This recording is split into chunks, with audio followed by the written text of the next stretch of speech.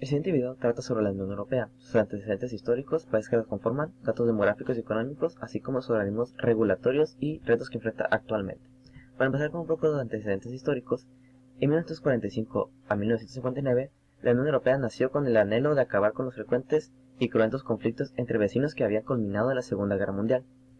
En los años 50, la Comunidad Europea del Carbón y del Acero es el primer paso de una unión económica y política de los países europeos para lograr una paz duradera. Sus 6 fundadores son Alemania, Bélgica, Francia, Italia, Luxemburgo y los Países Bajos. En la década de los 60 es un buen momento para la economía, favorecido, entre otras cosas, porque los países de la Unión Europea dejan de percibir derechos de aduana por las transacciones comerciales entre sí. También acuerdan ejercer un control conjunto de la producción alimentaria para que de este modo todo el mundo tenga suficiente para comer. El 1 de enero de 1963, Dinamarca, Irlanda y el Reino Unido entran en la Unión Europea, por lo que el número de Estados miembros aumenta a 9. Con el derrocamiento del régimen de Salazar en Portugal en 1974 y la muerte del general Franco en España en 1975, desaparecen las últimas dictaduras de derecha de Europa. El Parlamento Europeo aumenta su influencia en los asuntos de la Unión Europea y en 1979 es elegido por primera vez por sufragio universal. En 1981, Grecia pasa a ser el 10º miembro de la Unión Europea, y 5 años más tarde se suman España y Portugal. En 1986 se firma el Acta Única Europea, tratado que constituye la base de un amplio programa de 6 años, destinado a eliminar las trabas a la libre circulación de mercancías a través de las fronteras de la Unión Europea, y que dé así origen al mercado único.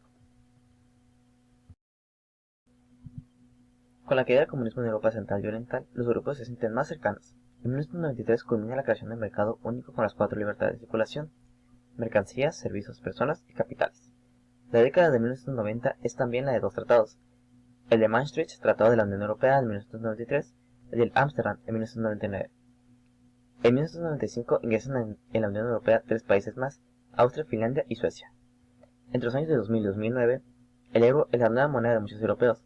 Cada vez más países lo adoptan durante esta década, cuando en 2004 10 nuevos países ingresan a la Unión Europea, seguidos por Bulgaria y Rumania en 2007.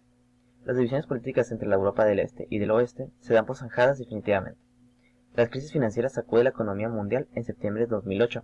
El Tratado de Lisboa, que aporta instituciones modernas y métodos de trabajo más eficientes a la Unión Europea, es ratificado por todos los Estados miembros de la Unión Europea antes de su entrada en vigor en 2009. La crisis económica mundial golpea de lleno en Europa. La Unión Europea ayuda a varios países a hacer frente a sus dificultades y establece la unión bancaria, para crear un sector bancario más seguro y fiable. En 2012 se entrega el Premio Nobel de la Paz a la Unión Europea. En 2013 Croacia se convierte en el 28º miembro de la Unión Europea. En 2014 se celebran las elecciones europeas y los euroscépticos ganan escaños en el Parlamento Europeo. Ahora seguimos con los datos económicos de la Unión Europea. ¿Qué tamaño tiene la economía de la Unión Europea? Por lo que respecta al valor total de todos los bienes y servicios producidos, o PIB, es mayor que la economía estadounidense. El PIB de la Unión Europea en 2017 fue de 15.3 billones de euros. Siendo con datos económicos, en temas de comercio, más del 64% del comercio total de los países de la Unión Europea se efectúan con otros países de la misma. Su comercio con el resto del mundo representa aproximadamente un 15.6% de las importaciones y exportaciones mundiales. Junto con Estados Unidos y China, la Unión Europea es uno de los 3 mayores actores mundiales del comercio internacional.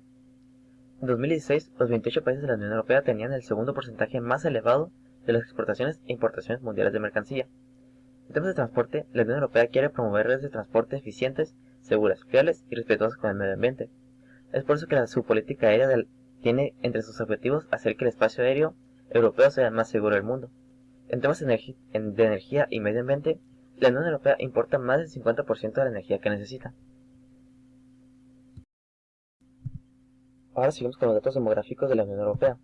La Unión Europea tiene una superficie total superior a 4 millones de kilómetros cuadrados, siendo Francia el país con una mayor superficie de 632.8 kilómetros cuadrados, seguido de España con 506, después Suecia con 438.6 y el país más pequeño de la Unión Europea en términos de superficie cuadrada es Malta con 0.3.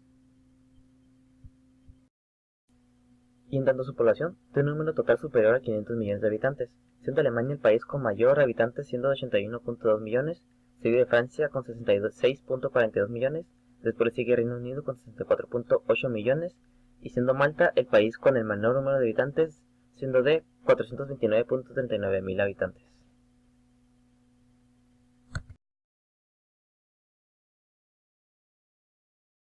Agencias reguladoras son organismos independientes y descentralizados que se rigen por la base jurídica propia.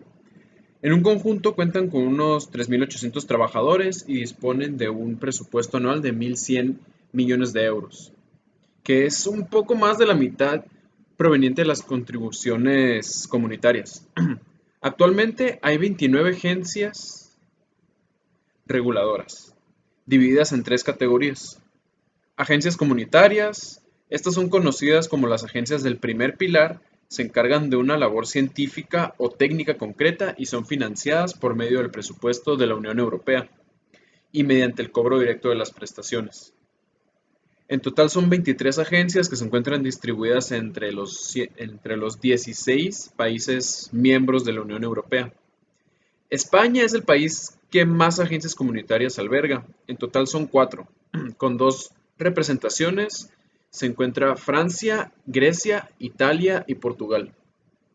Por otro lado, tenemos las agencias de política exterior y seguridad común.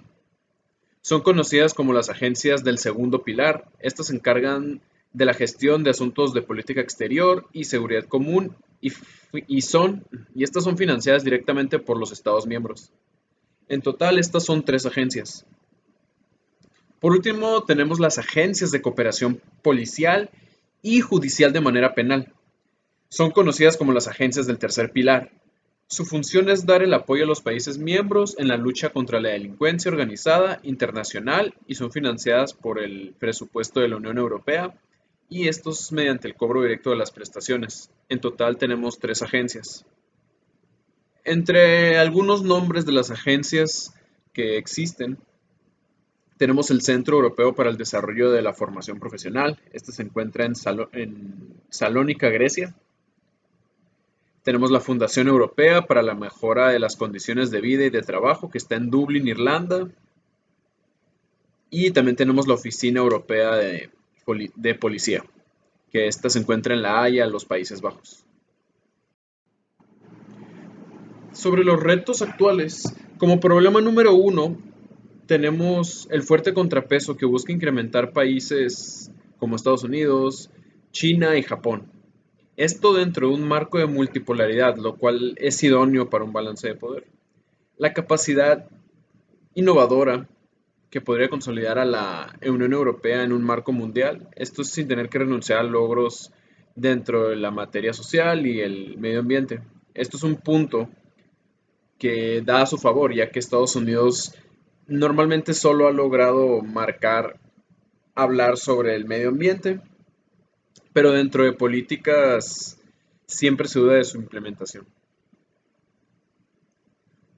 Otro punto es que tomando en cuenta que la Unión Europea básica da un crecimiento sostenido que genera empleo, las reformas en materia política y económica introducidas en los pasados 2 años dan cuenta que entre el año 2006 y 2008 se crearon 7 millones de empleos. Europa crea oportunidades de crecimiento y solo es cuestión de que se sepa aprovechar cada vez mejor. Como también se sabe sobre el tema de la energía, se encuentra dentro de las prioridades de la Unión Europea, ya que como estados se deben de garantizar la energía para sus pueblos. Sin embargo, las cifras son cada vez más altas y se va a necesitar durante los próximos 20 años muchas inversiones. Esto es por un valor de 1 billón de euros para cubrir la demanda de energía que se espera y renovar la infraestructura obsoleta. Otro gran tema de gran importancia es la cuestión del Tratado Constitucional. Esto es innegable que la Unión Europea necesita una reforma institucional. Esto es un proceso de ratificación de 27 países que son miembros, que ya es un complejo en sí solo. La política exterior y de seguridad común de la Unión Europea tiene varios temas prioritarios. Vemos que cada día toma un papel más serio como potencia. Su responsabilidad es cada vez mayor.